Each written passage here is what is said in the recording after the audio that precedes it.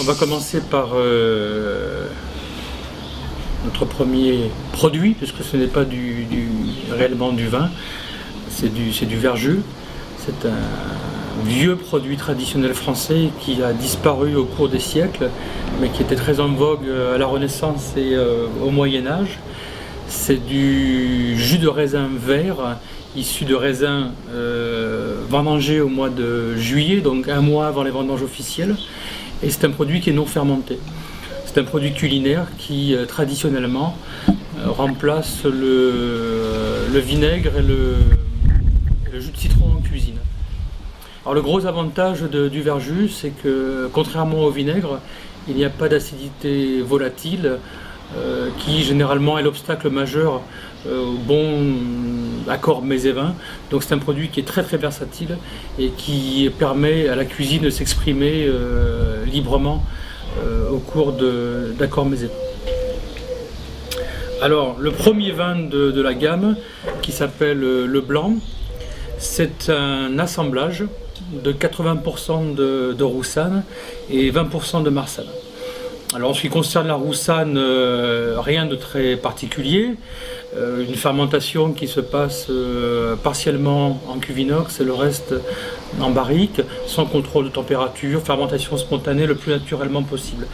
Là où ça devient franchement intéressant, c'est sur la marsanne, puisque la marsanne a été vinifiée selon un principe très particulier où plutôt que de fermenter un jus, nous avons pris parti de rester sur solide total et de fermenter notre vin blanc à l'instar d'un vin rouge, autrement dit sur solide, rafle et pellicule.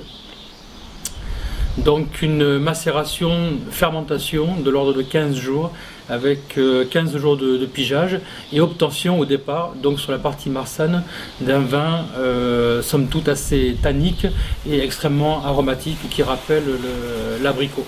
Donc cette base tannique a ensuite été assemblée, elle représente maintenant 25% de la cuvée, mais apporte une note très originale, une pointe de salinité, des tanins très discrets et équilibre le côté puissant, très généreux de la roussanne.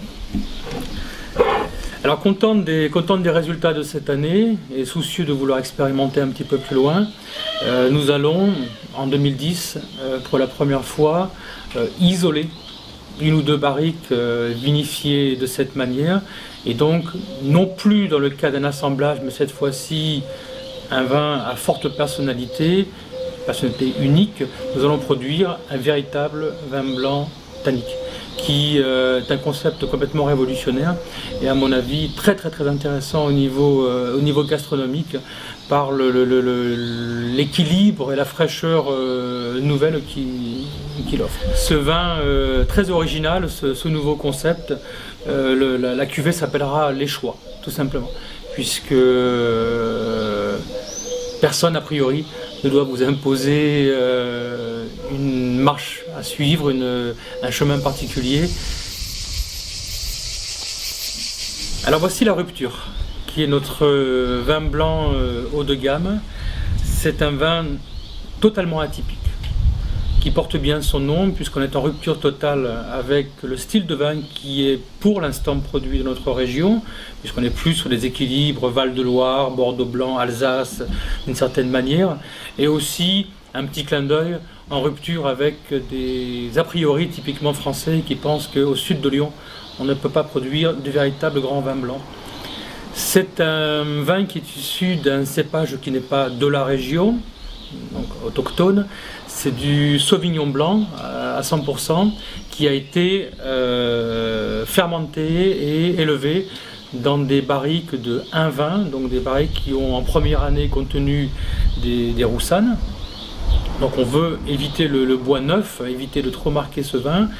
Et originalité, ce vin a été fermenté à haute température, à 28 degrés, ce qui est très haut pour un vin blanc. La plupart des sauvignons à travers le monde sont fermentés aux alentours de 14-15 pour extraire, révéler des arômes très variétaux de bourgeons de cassis, pipicha, groseille à maquereau, etc., etc.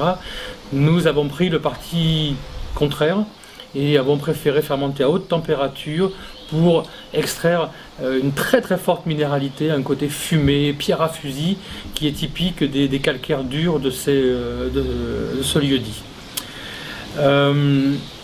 Pour intensifier, voire complexifier le produit davantage, nous n'avons pas soutiré le vin post-fermentation, il est resté sur ces grosses lits, ces lits de fermentation jusqu'au printemps dans la même barrique. Donc c'est un vin qui est à la fois tendu, très très minéral, avec une forte minéralité, très gastronomique, très fin et très très différent de ce qui est pratiqué par chez nous actuellement.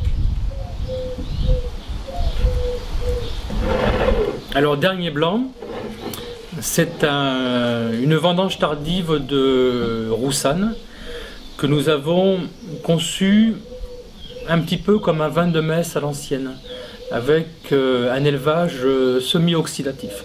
Donc au départ ce sont des raisins passerillés sur souche, des raisins partiellement confits. Les raisins faisaient 21 degrés potentiel à la récolte. À l'issue de la fermentation, il nous reste à peu près 58 grammes de sucre. La fermentation s'est arrêtée, laissant derrière elle 14,5 d'alcool.